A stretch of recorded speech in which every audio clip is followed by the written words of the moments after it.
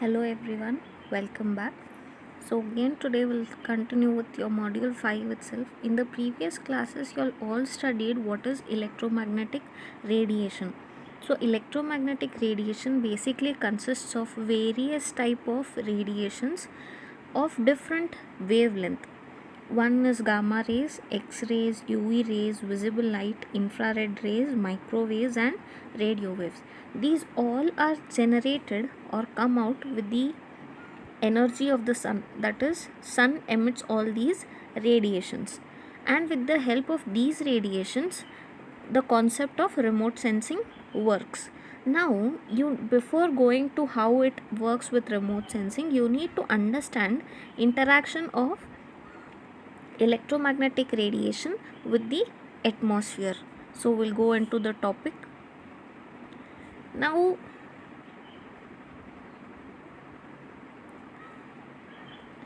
The sun is the source of electromagnetic radiation. It emits all the radiations.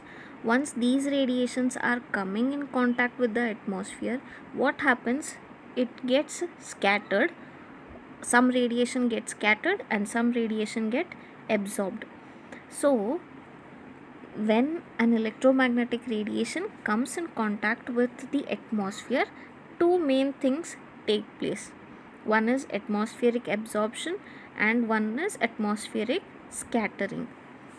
Now you need to understand which are the different type of layers in the atmosphere. The most outermost layer is exosphere, then comes thermosphere, mesosphere, stratosphere, and troposphere. So exosphere is the outermost layer. It contains most of the satellites orbiting around the earth. The second one is thermosphere. It is the second highest layer, contains the ionosphere. Space shuttle orbits at this layer. Space shuttle orbits around this layer. The next one is mesosphere. Mesosphere is the third highest layer, mainly accessed by sounding rockets. The next one is troposphere. Troposphere is the last layer.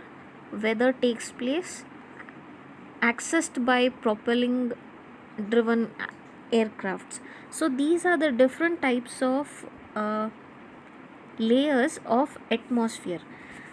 In these layers, basically there are two main constituents. One is pure gas, the other one is particulate matter. The pure gas is made up of nitrogen, oxygen, argon, and there are small traces of carbon dioxide, water vapors, and ozone is also present. So that is all the constituents of pure gas. There is particulate matter also. So main two constituents are pure gas, second one is particulate matter. These particulate matters are of various size, shape, and concentration, originating from various sources. So they basically originate from different sources. For example, smoke, dust, haze, soil, and rock debris. So this is all about the different layers of the different atmospheric layers, and two main constituents of atmosphere are pure gas and particulate matter. Pure gas consists of nitrogen, oxygen, argon, and traces of carbon dioxide, water, and ozone. Now particulate matter consists of smoke, dust, haze, soil, and rock debris. So how remote sensing works here now, this is explained in the previous video. Kindly check that out. This is the sun. With the sun, when the electromagnetic radiations come and hit the ground surface, before coming to the ground surface they come in contact with the atmosphere, where reflection absorption takes place, or it may undergo scattering. So that is the first one. Then once it comes in contact with the earth, it goes back, or it is emitted back to the uh, satellites, where there are sensors present. Now while going back also, again these radiation come in contact with the surface of atmosphere of the earth, due to which again it that is atmospheric scattering and atmospheric absorption takes place. These further steps I have explained in the previous class: interaction with the target, recording of energy by sensor, transmission, reception and processing, analysis and interpretation, and application. These all steps usually takes place when there is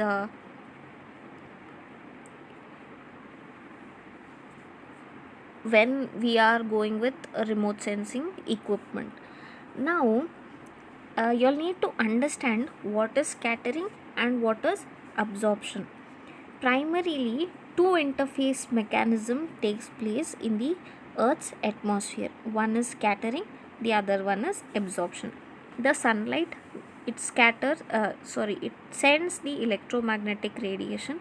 When these electromagnetic radiation come in contact with the particulate matter, so that matter which are of various size, shape and concentration, for example smoke, dust, haze, soils, rock debris, when this sunlight comes in contact with those particulate matters, scattering takes place. It scatters in an unknown direction.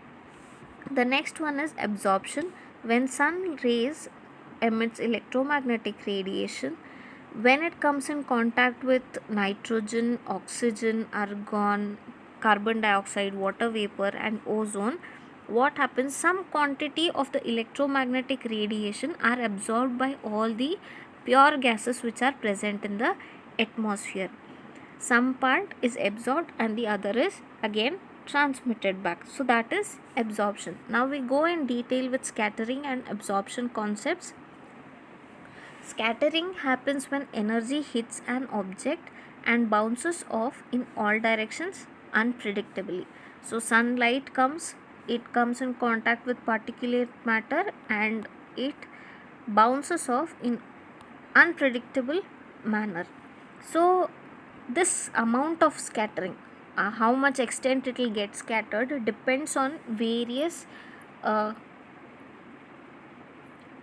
elements. The first one is size, wavelength, path length and abundance. If the size of that particle is large, then scattering is more. Okay, if the particle size is large, then scattering is more. If the particle size is smaller, then scattering is less. The next one is wavelength of electromagnetic radiation. So we know that gamma rays is having more electromagnetic radiation, it is having a shortest wavelength. Okay, but in terms of visible light, blue is having lesser wavelength when compared to the red side. So more scattering in shorter wavelengths, mostly in blue region. Then path length, depth of the atmosphere. Now if this is the distance between the two objects, if this is the source of the if this is the source of the sun, okay, and this is the earth's surface, the distance traveled, that is called as the path length. So more the path length, distance between earth and the sun is more, then more the scattering. If the distance between the sun and earth is less, then lesser scattering. So these are all the different elements on which the amount of scattering depends. Now three ways scattering happens. One is Rayleigh scattering, the other one is Means scattering, the other one is non-selective scattering.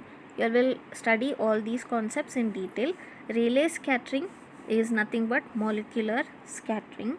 Radiation interact with the atmospheric molecule or any tiny particles smaller in diameter. So that time Rayleigh scattering takes place. Now you all can see that our sky is blue in color. Okay, as the light moves through the atmosphere, most of the longer wavelength pass straight through. Shorter wavelength light is all around the sky. Whichever direction you look, some of the scattered blue light reaches you. so you see the sky to be blue. This concept you all will understand once you all see the video which is coming up next. Then we have Mies scattering, when the particle diameters equal the wavelength. So if the diameter of the particle is equal to the wavelength, then Mies scattering takes place. Common with water, smoke, pollution and dust. Here the size of these particles will be more when compared to the size of the particles when Rayleigh scattering takes place. Influences longer visible length, a significant influence on overcast, high humid days. So that is when Mies scattering takes place. Now Mies scattering can be explained with the concept of why we see that the atmosphere, that is the sky, looks red during the sunset time. That is due to Mies scattering. At sunset, the radiation must pass through a much thicker layer of the atmosphere. Much more blue and green light is scattered. Therefore, sun appears to look orange. So here during the daytime and during the sunset time, during the daytime what happens, the sun is exactly above our head, okay, and what happens, VIBGOIR, that is rainbow light, VIBGOIR, all these lights are passing or coming from the sun. Now what happens, since lesser the wavelength, that is shorter the wavelength, more the scattering. That is why blue gets scattered during the daylight. But during the evenings what happens, the sun, the distance between the earth and the sun increases, due to which red light gets that is the blue light is going outside, only red comes inside. That is why the appearance of the sky is orange in color in the during the sunset. This you will understand in this video. Before going to the video, we'll see another small thing. It happens in three things. One is Rayleigh scattering, Mies scattering. The third one is non-selective scattering. So non-selective scattering is when the particle diameters are much larger than the wavelength. If this is the wavelength size, the particle size is much more bigger than the wavelength size, then non-selective scattering takes place. Common with water droplets, volcanic dust and clouds. Scatters all the wavelengths equally, which is non-selective. So that is why the clouds appear to be white in color. These all three concepts, that is Rayleigh scattering, Mies scattering and non-selective scattering, you will understand with this video.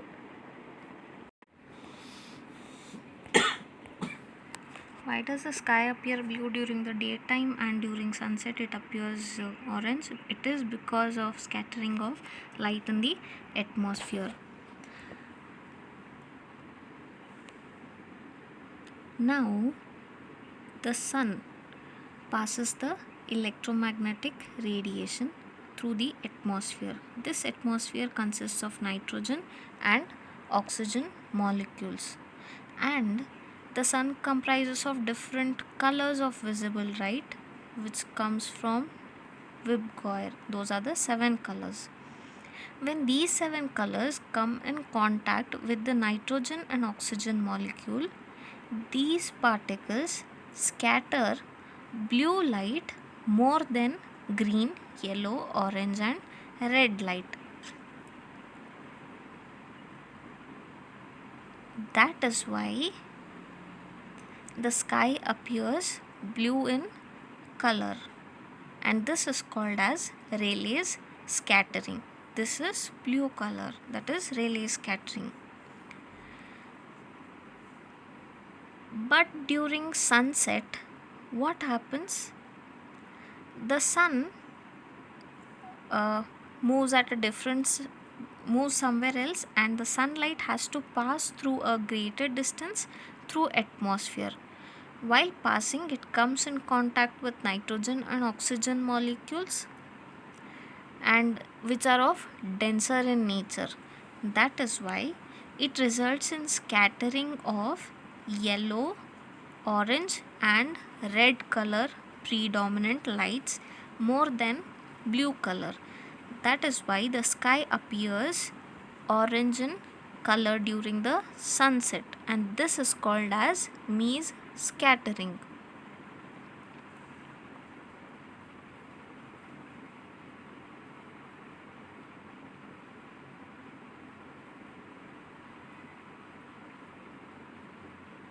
I hope you all are clear with this. I hope you all are now clear with the concept. Now we move to nature of scattering. The type of scattering is a function of wavelength, size, and molecule size of the gas, molecule, dust particles, water vapor droplet encountered.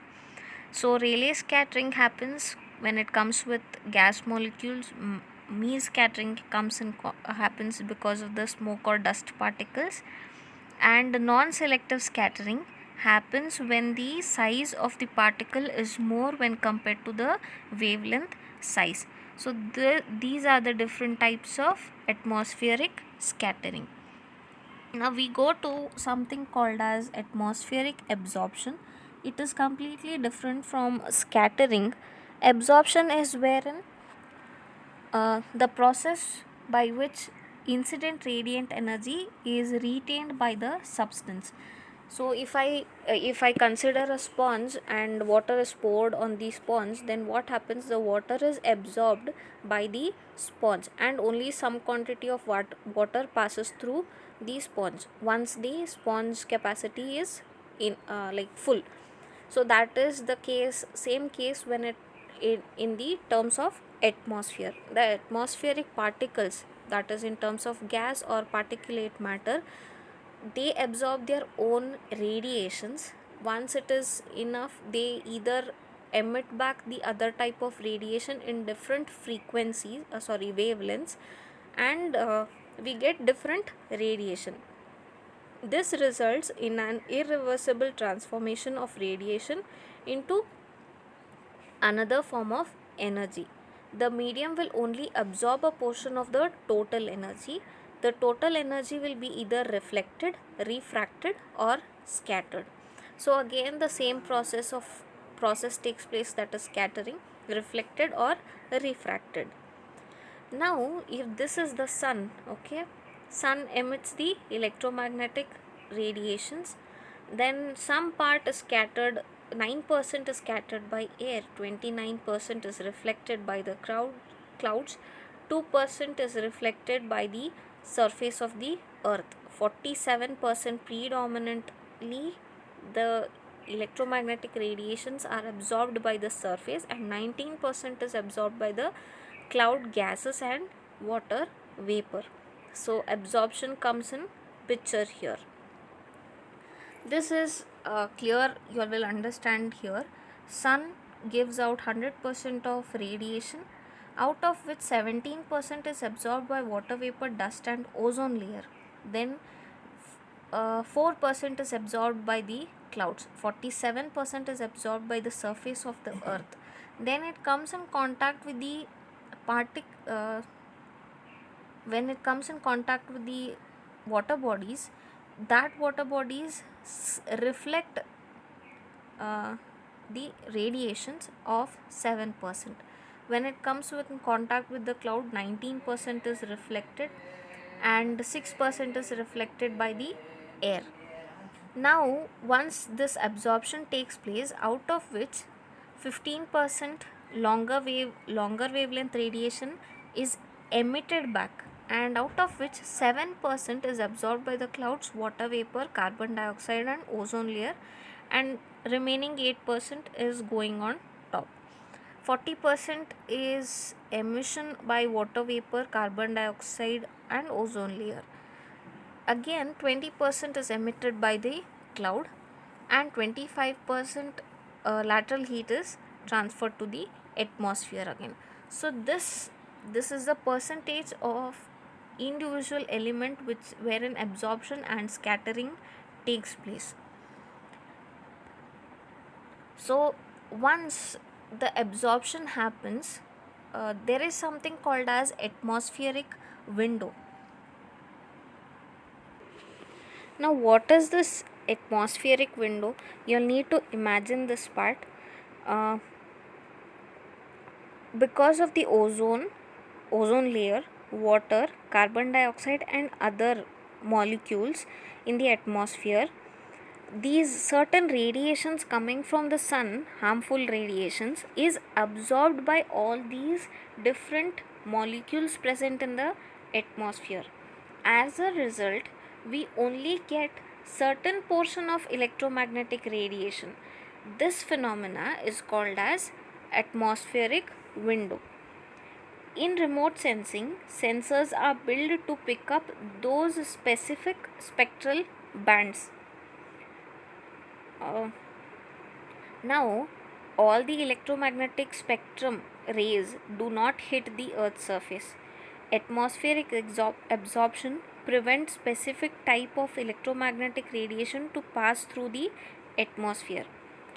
The uppermost atmospheric blocks 100% of the gamma rays, X rays, and UV rays, and mostly uh, ultraviolet light. So here you all can see that X rays, UV rays are mostly blocked, and that is why this blue color is visible. That is, the radiations, electromagnetic radiations of X rays and UV rays are not passing the surface of the earth. That is why it is blank here. Then only the visible light passes the surface of the earth. That is why it is shown like this. That is called as the visible window. Then we go to infrared region, wherein this one, this and these are not allowed to enter the surface. Only certain portion is allowed, and that is called as infrared window. Then certain portion of microwaves waves are allowed to pass, and that is creating microwave window. Then all the radio waves are allowed to enter the surface of the earth. That is completely, it is transparent, and that is called as a radio window. Now, to make you all imagine this, think of an atmospheric window like a curtain with a hole. Now this curtain will, if through the hole itself only certain portion of light is coming out from there, okay, uh, this curtain holds the specific light.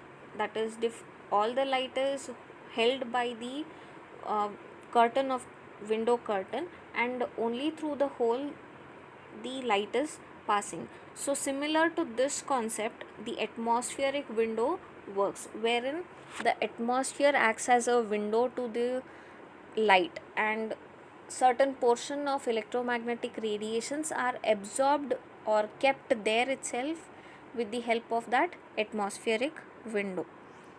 So this is another graph wherein you will try to understand. This is the window which is blocking the ultraviolet rays and visible rays. Only certain part of refracted infrared region, that is these, are allowed to pass through the surface of the earth, and then comes thermal infrared and far infrared. So this is electromagnetic atmospheric window. Now primary absorbers in terms of atmospheric window are water vapors, carbon dioxide, and ozone. So predominantly nitrogen and oxygen are the elements which absorb more quantity of the radiations. So this region wherein microwaves and radio waves are absorbed, and here gamma rays and X rays are absorbed by ozone layers. The next, with the help of carbon dioxide, visible light, certain quantity of infrared rays, microwaves are absorbed. Then water absorbs a certain quantity of visible light, infrared rays, and microwaves. So when I combine all these three, that is nitrogen absorptions together, then I get this kind of bandwidth. Wherever this white portion you all see, that is called as atmospheric window. I hope you all are clear now. Now how is this atmosphere, now you all understood what is the concept of electromagnetic radiation with respect to atmosphere. Now how does this help or impact the remote sensing? Remote sensing limits, it limits the remote sensing spectral bandwidth. Sensors are designed around these windows. So wherever there are window gaps provided, we go with provision of different type of satellites so that they can sense those particular type of rays or electromagnetic bandwidth. This is how remote sensing works, and this is the concept wherein electromagnetic radiation interaction of electromagnetic radiation with respect to the atmosphere. I hope you all are clear with these concepts. If you all have understood, then comment understood, and along with your USN and division, that will be considered as your daily attendance. Those who have not watched the previous videos, kindly watch it and comment understood. We'll consider it for your daily attendance. Thank you.